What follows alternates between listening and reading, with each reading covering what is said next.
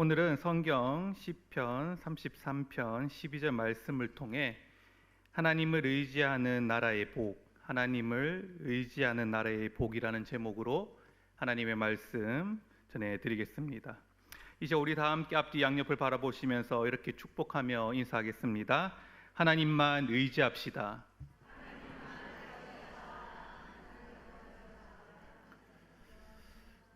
아멘.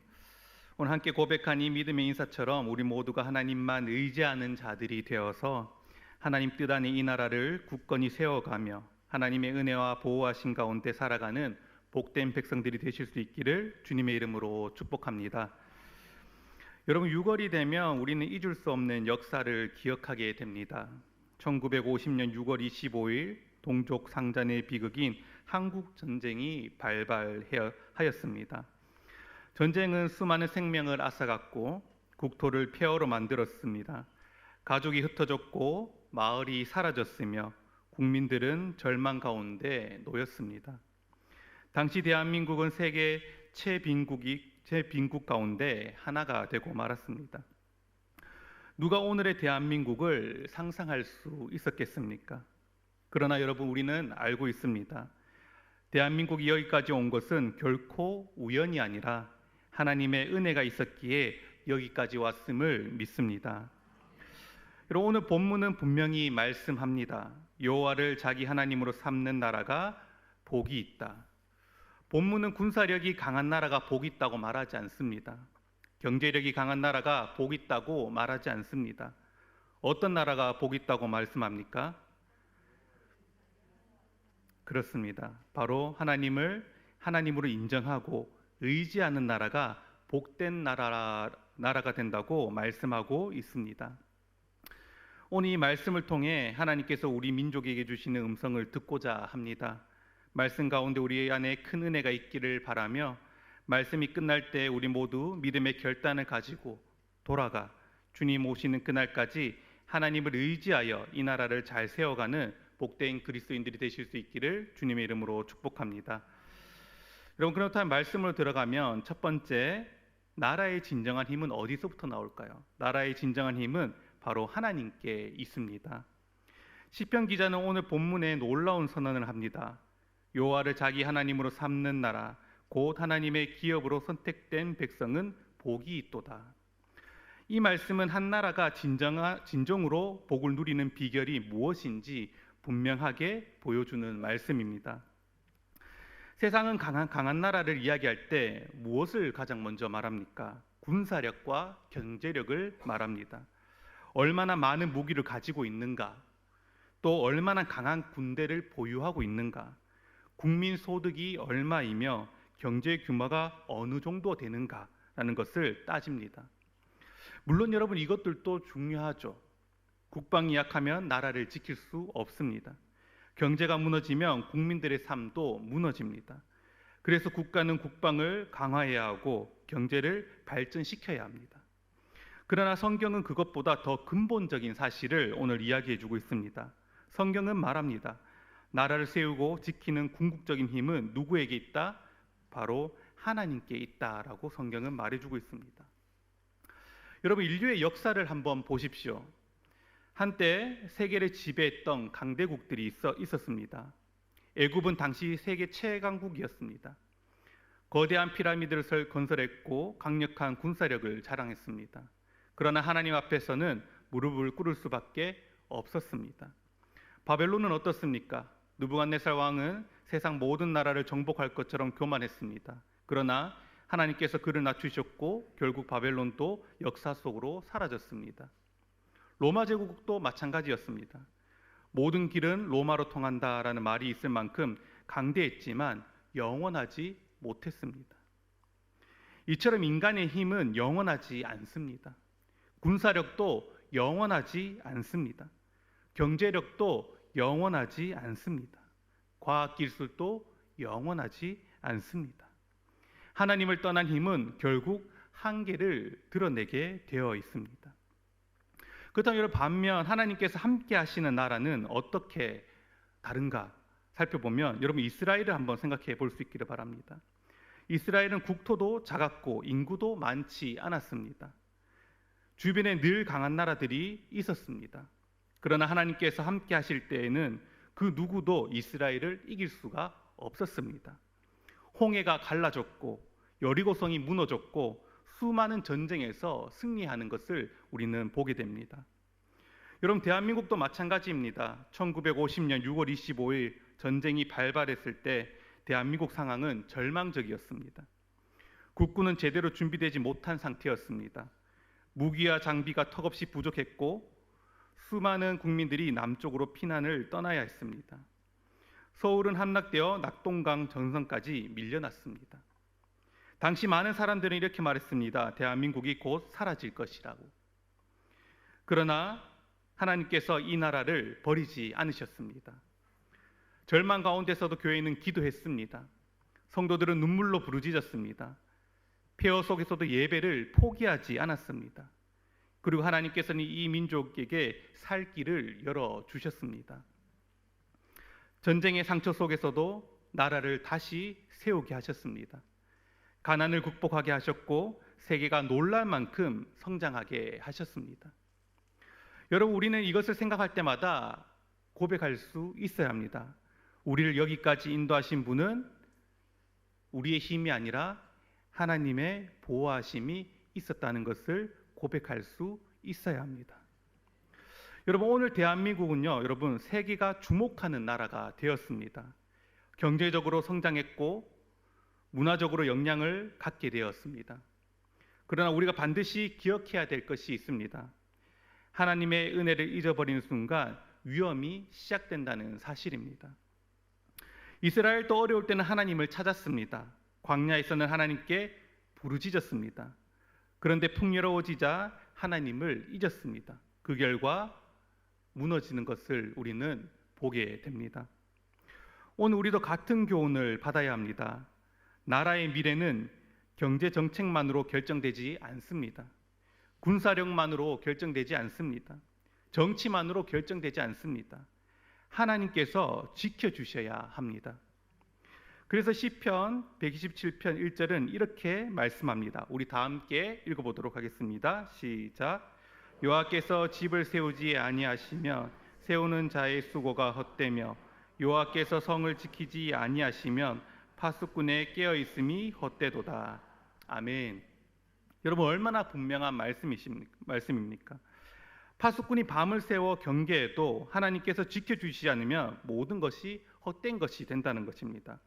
군인이 나라를 지키고 정치인이 국가를 운영하고 기업인이 경제를 발전시키고 국민이 열심히 일해도 하나님이 보호하심이 없다면 결국 한계가 있다라는 것입니다.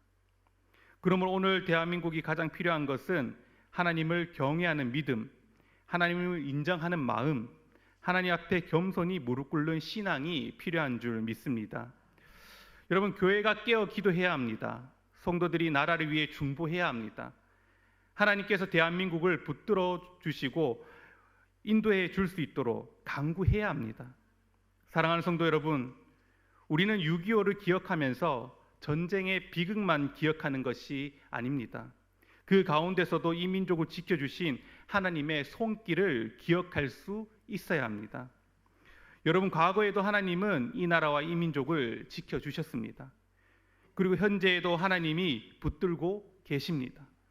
더 나아가 미래에도 하나님은 보호하실 것입니다. 대한민국을 지금까지 지켜주신 분은 하나님이시고 앞으로도 지켜주신 분도 하나님이신 줄 믿습니다.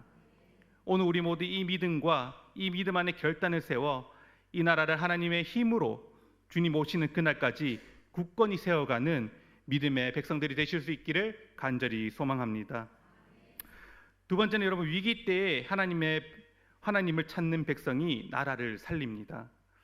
여러분, 역사를 자세히 살펴보면 한 가지 공통점을 발견하게 됩니다. 나라가 위기에 처할 때 하나님께서는 기도하는 사람을 통해 역사하셨다는 사실입니다. 전쟁이든지 경제적 위기든지 영적 위기든지 하나님께서는 언제나 하나님 앞에 무릎 꿇는 백성을 사용하셔서 하나님의 나라를 회복시켜 나가셨습니다.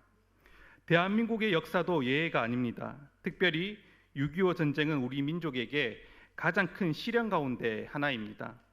전쟁이 시작되자 수많은 사람들이 가족과 생이별을 해야 했습니다. 하루아침에 집을 잃었고 고향을 떠나야 했습니다. 사람들은 피난길에 올라야 했고 내일이 알 수 없는 불안 속에 살아야 했습니다. 그러나 그 절망적인 상황 속에서도 교회는 무너지지 않았습니다. 예배가 멈추지 않았습니다. 기도가 끊어지지 않았습니다. 성도들은 피난지에서도 하나님을 찾았습니다. 무너진 예배당 터에서도 찬송이 울려 퍼졌습니다. 먹을 것이 없어도 기도했습니다. 잠잘 곳이 없어도 기도했습니다. 내일의 삶이 보장되지 않은 상황에서도 하나님께 부르짖었습니다. 왜 그랬을까요? 그들은 사람의 힘으로 안 된다는 사실을 알았기 때문입니다. 전쟁의 참혹함 앞에서 인간의 능력이 얼마나 연약한지 깨달았기 때문에 그렇습니다. 다시 말해 총과 칼보다 더 강한 것이 기도라는 사실을 믿었기 때문입니다. 그래서 성도들은 하나님께 매달렸고 교회는 민족을 위해 눈물로 기도했습니다. 그리고 하나님께서는 그 기도를 들으셨고 우리 민족을 버리지 않으셨습니다. 전쟁의 폐허 가운데서 다시 일어설 힘을 주셨고 무너진 나라를 다시 세우는 은혜를 베풀어 주셨습니다. 사랑하는 성도 여러분, 성경을 보아도 하나님은 위기 시대에 기도하는 사람을 사용하시는 것을 우리는 보게 됩니다. 특별히 그 대표적인 인물로 우리가 느헤미야를 한번 생각해 볼 수 있기를 바랍니다. 느헤미야는 바벨론에서 안정된 삶을 살았습니다. 왕의 신임을 받아 높은 자리에 있었습니다. 그러나 어느 날 예루살렘 성벽이 무너지고 백성들이 큰 고통 가운데 있다는 소식을 듣게 됩니다. 그때 느헤미야가 어떻게 했습니까? 느헤미야는 곧바로 사람들을 비난하지 않았습니다. 정치적인 해결책부터 찾지 않았습니다. 환경을 원망하지도 않았습니다. 성경의 느헤미야는 이렇게 이야기합니다. 울며 금식하고 기도했다라고 기록되어 있습니다. 여러분, 더 나아가 느헤미야 1장을 보면 그의 기도는 단순한 기도가 아닌 것을 보게 됩니다. 민족의 죄를 자신의 죄로 여기며 회개하였고 하나님의 긍휼을 구했습니다. 그리고 나라의 회복을 위해 간절히 부르짖는 것을 보게 됩니다. 그리고 하나님께서 느헤미야의 기도를 들으시고 무너진 예루살렘을 회복시키는 것을 우리는 보게 됩니다. 여러분, 회복은 언제나 기도에서 시작됩니다. 부흥도 기도에서 시작됩니다. 나라를 살리는 일도 여러분 기도에서 시작됩니다. 여러분, 오늘 우리는 이 사실을 잊지 말고 기억할 수 있어야 합니다. 오늘 이 자리에 전쟁의 폐허를 경험한 분들도 계시지만 저를 포함해 아마 여기 계신 많은 분들이 전쟁의 폐허를 직접 경험하지 않았을 것입니다. 그러나 우리 역시 또 다른 형태의 위기 가운데 살고 있다는 것을 오늘 우리는 기억할 수 있어야 됩니다. 여러분, 대한민국은 지금 여러 가지 어려움에 직면해 있습니다. 세계 최저 수준의 출산율로 인해 국가의 미래를 걱정하고 있고, 가정이 흔들리고 부부 간의 갈등, 부모와 자녀 사이가 멀어지는 어려움을 겪고 있습니다. 물질은 풍요로워졌지만 사람들의 마음은 점점 공허해지고 있고, 신앙은 약해지고 있으며 교회를 떠나는 다음 세대들이 늘어나고 있습니다. 정치적 갈등과 세대 간의 갈등도 심화되고 있습니다. 다시 말해 겉으로는 발전한 것 같지만 안으로는 깊은 위기를 안고 있다는 것입니다. 여러분, 이런 현실을 보면 많은 사람들은 걱정합니다. 나라를 걱정하는 목소리가 많습니다. 비판하는 사람도 있습니다. 문제를 지적하는 사람들도 많이 있습니다. 그러나 여러분, 하나님께서는 지금도 기도하는 사람을 찾고 계십니다. 하나님은 문제를 분석하는 사람보다 먼저 기도하는 사람을 찾습니다.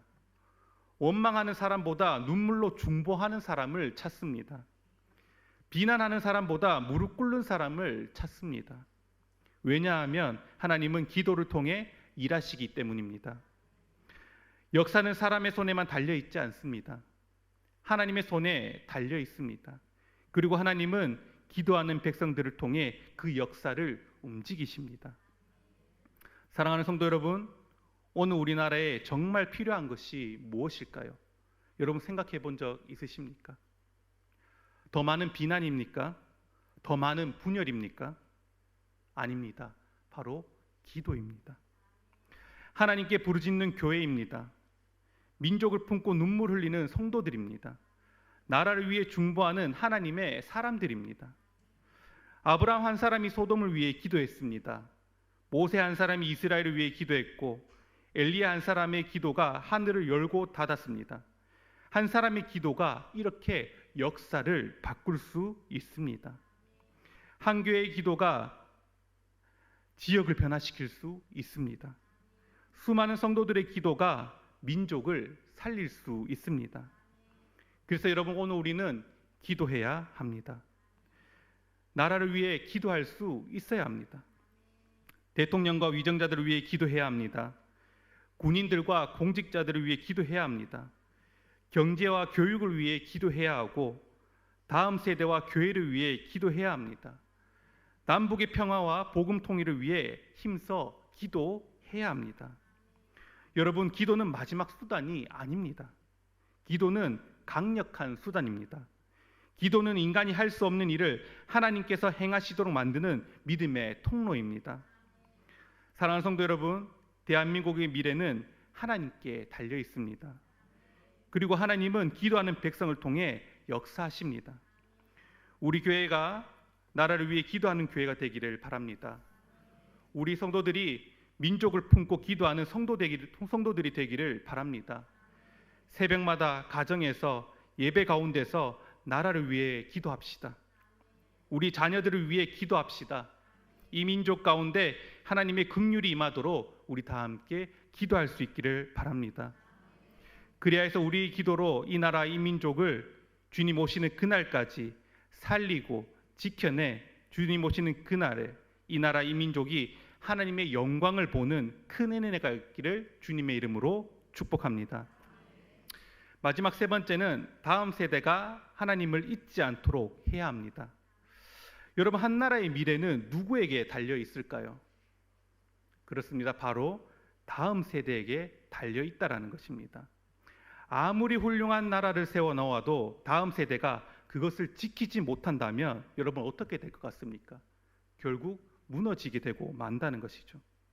반대로 지금 어려움이 있어도 다음 세대가 바르게 세워지면 여러분 그 나라에는 소망이 있을 줄 믿습니다. 그래서 하나님께서는 언제나 다음 세대를 중요하게 여기셨습니다. 성경을 보면 하나님께서 이스라엘 백성들에게 끊임없이 말씀하셨습니다.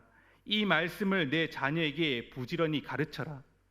내가 집에 앉아 있을 때든지 길에 갈 때든지 누워 있을 때든지 일어날 때든지 가르치라. 왜 그렇게 말씀하셨을까요? 하나님을 아는 믿음은 여러분 저절로 이어지지 않기 때문에 그렇습니다. 특별히 오늘날 우리가 살아가는 이 시대를 보면 알 수 있죠. 부모의 신앙이 자녀에게 이어집니까? 부모의 신앙은 부모의 신앙이고 자신들의 신앙은 자신들의 신앙이지 않습니까? 여러분, 한 시대가 하나님을 경험했다고 해서 다음 세대가 자동으로 하나님을 믿는 것은 아닙니다. 여러분, 믿음은 가르쳐야 합니다. 전해야 합니다. 보여주어야 하고 삶으로 증거해야 합니다. 이스라엘 역사가 이것을 잘 보여줍니다. 이스라엘 백성들은 광야에서 하나님의 놀라운 기적들을 경험했습니다. 홍해가 갈라지는 것을 보았습니다. 하늘에서 만나가 내리는 것을 보았고 구름 기둥과 불 기둥으로 인도하심을 경험했습니다. 어려울 때마다 하나님께 부르짖었고 하나님께서는 응답하셨습니다. 광야에서는 하나님 없이 하루도 살 수 없다는 사실을 알았습니다. 그래서 하나님을 찾았고 그리고 기도했습니다. 그런데 여러분, 가나안 땅에 들어간 후에 상황이 달라지는 것을 보게 됩니다. 농사를 지으면 풍성한 수확이 있었습니다. 창고가 가득 찼고 생활이 안정되었습니다. 먹고 사는데 문제가 해결되었다는 것입니다. 그러자 조금씩 그들은 하나님을 잊어버리기 시작했습니다. 하나님을 잊어버리자 어떤 일이 일어납니까? 기도가 줄어들기 시작했고 감사가 사라졌습니다. 예배보다 세상의 즐거움을 더 사랑하게 되었습니다. 그리고 결국 하나님을 떠나 우상을 섬기는 나라가 되어 무너지고 말게 되는 것을 우리는 성경을 통해 볼 수 있습니다. 사랑하는 성도 여러분, 이스라엘이 망한 이유는 군사력이 약해서가 아니었습니다. 경제력이 부족해서가 아니었습니다. 바로 하나님을 잊어버렸기 때문에 그렇습니다. 여러분, 이것이 가장 무서운 위기입니다. 오늘도 대한민국은 같은 도전 앞에 서 있습니다. 우리는 전쟁의 폐허를 직접 경험한 세대가 아닙니다. 총탄이 날아다니는 전쟁터를 경험하지 않았습니다. 굶주림과 피난의 아픔을 직접 겪지도 않았습니다. 오히려 풍요로운 시대를 살고 있습니다. 경제적으로 성장한 나라에 살고 있고 세계가 부러워하는 발전을 이루며 살아가고 있습니다. 그러나 여러분, 위기는 바로 여기에 있다는 것입니다. 왜 그렇습니까? 이스라엘과 같이 풍요가 하나님을 잊어버리게 만들 수 있기 때문입니다. 편리함이 감사의 마음을 빼앗아갈 수 있기 때문입니다. 은혜를 너무 많이 누리다 보면 그 은혜를 당연시 여길 수 있기 때문에 그렇습니다. 그래서 여러분, 우리는 끊임없이 기억해야 됩니다. 오늘 대한민국은 결코 저절로 만들어진 나라가 아니라는 것입니다. 수많은 순국 선열의 희생이 있었습니다. 자유를 위해 목숨을 바친 젊은이들이 있었고 6.25 전쟁 당시 나라를 지키기 위해 피 흘린 참전 용사들이 있었습니다. 전쟁의 폐허 속에서 밤낮없이 일하며 나라를 재건한 세대들이 있었습니다. 그리고 무엇보다 하나님의 특별한 보호하심과 은혜가 있었습니다. 전쟁의 위기 속에서도 하나님께서 지켜주셨습니다. 가난한 시절에 하나님께서 길을 열어주셨습니다. 절망 가운데서도 하나님께서 소망을 주셨습니다. 여기까지 인도하신 분은 바로 하나님이십니다. 여러분, 우리는 이 사실을 잊지 말아야 하고 더 나아가서 반드시 다음 세대에게 이 사실을 전해 주어야 합니다. 우리 자녀들이 대한민국 역사를 알아야 합니다. 자유가 얼마나 값비싼 희생 위에 세워졌다는 것을 우리는 기억하게 하고 알게 하여야 합니다. 오늘의 변형이 얼마나 큰 수고와 헌신의 열매인지 알도록 하여야 합니다. 무엇보다 하나님께서 이 나라를 지켜주셨다는 사실을 알아야 합니다. 그래서 우리 자녀들에게 무엇을 가르쳐야 합니까? 나라 사랑을 가르쳐야 합니다. 감사를 가르쳐야 하고 책임을 가르쳐야 합니다. 그리고 무엇보다 하나님을 경외하는 믿음을 가르쳐야 할 줄 믿습니다. 사랑하는 성도 여러분, 우리는 자녀들에게 많은 것을 남겨주려고 애씁니다. 좋은 교육을 시키려고 하고 좋은 환경을 제공하려고 합니다. 좋은 대학에 가기를 원하고 좋은 직장을 얻기를 바랍니다. 물론 그것도 중요합니다. 그러나 그것보다 더 중요한 것이 있습니다. 바로 하나님을 사랑하는 믿음을 물려주는 것입니다. 좋은 대학보다 더 중요한 것은 하나님을 경외하는 마음입니다. 좋은 직장보다 더 중요한 것은 하나님을 사랑하는 신앙입니다. 많은 재산보다 더 귀한 것은 믿음의 유산입니다. 세상에 성공했지만 하나님을 잃어버리는 인생은 결코 성공한 인생이라고 볼 수 없습니다. 반대로 세상적으로 부족해 보여도 하나님을 붙들고 살아가는 사람은 복된 사람인 줄 믿습니다. 그래서 부모는 자녀들에게 이렇게 말할 수 있어야 합니다. 공부도 중요하지만 하나님을 사랑하는 사람이 되어라. 성공도 중요하지만 믿음을 잃지 말아라. 세상에 인정받는 사람보다 하나님께 인정받는 사람이 되어라. 이것이 자녀에게 줄 수 있는 최고의 유산인 줄 믿습니다. 여러분, 교회도 마찬가지입니다. 교회가 다음 세대를 잃으면 미래를 잃게 됩니다. 주일 학교가 살아야 교회의 미래가 살아납니다. 청소년들이 살아야지 교회의 내일이 있습니다. 청년들이 살아야 한국교회에 희망이 있습니다. 그래서 여러분, 우리는 다음 세대를 위해 기도해야 합니다. 우리 자녀들을 위해 기도해야 합니다. 주일학교 교사들을 위해 기도해야 하고 청소년들과 청년들을 위해 기도해야 합니다. 어떻게 기도해야 합니까? 세상의 가치관이 아니라 하나님의 말씀으로 살아가는 세대가 일어나도록 기도해야 합니다. 하나님을 경외하는 지도자들이 나오도록 기도해야 합니다. 하나님을 사랑하는 믿음의 가정들이 세워질 수 있도록 기도해야 합니다.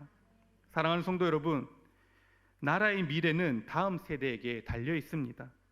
그리고 다음 세대의 미래는 하나님을 경외하는 믿음에 달려 있습니다. 우리가 믿음을 지키고 우리 자녀들에게 믿음을 전하고 다음 세대를 위해 눈물로 기도한다면 하나님께서는 반드시 이 민족의 미래를 밝게 하실 것입니다. 여러분, 하나님을 사랑하는 다음 세대가 일어날 때 대한민국은 더욱 건강한 나라가 될 것입니다. 하나님을 경외하는 청년들이 일어날 때 한국교회는 다시 부흥하게 될 것입니다. 믿음의 자녀들이 세워질 때 이 민족은 더욱 복된 나라가 될 것입니다. 그런즉 사랑하는 성도 여러분, 성공보다 믿음을 물려줄 수 있기를 바랍니다. 재산보다 신앙을 유산으로 남겨주실 수 있기를 바랍니다. 세상의 명예보다 하나님을 경외하는 마음을 전해주실 수 있기를 바랍니다. 그리하여서 우리 자녀들과 다음 세대가 하나님을 기억하고 하나님을 사랑하고 하나님을 경외하는 복된 세대가 되어서 주님 오시는 그날까지 믿음의 바통을 이어가게 되기를 주님의 이름으로 간절히 소망하고 축복합니다. 말씀을 정리하겠습니다. 사랑하는 성도 여러분, 6.25를 기억하는 이 예배 시간을 통해 우리는 분명히 기억해야 됩니다. 대한민국의 진정한 힘은 하나님께 있습니다. 나라의 위기 속에서 기도하는 백성이 나라를 살립니다. 다음 세대가 하나님을 잊지 않도록 신앙을 계승해야 합니다. 오늘 본문 말씀 시편 33편 12절 다시 한번 우리가 읽어보도록 하겠습니다. 시작. 여호와를 자기 하나님으로 삼은 나라 곧 하나님의 기업으로 선택된 백성은 복이 있도다. 아멘. 대한민국이 하나님을 경외하는 나라가 되기를 기도합시다. 대한민국이 교회가 깨어 기도하는 교회가 되기를 기도합시다. 우리 자녀들이 하나님을 사랑하는 세대가 되기를 기도합시다. 그리하여 하나님께서 이 민족을 붙드시고 보호하시며 복 주시는 역사가 주님 오시는 그날까지 계속되기를 주님의 이름으로 축복합니다.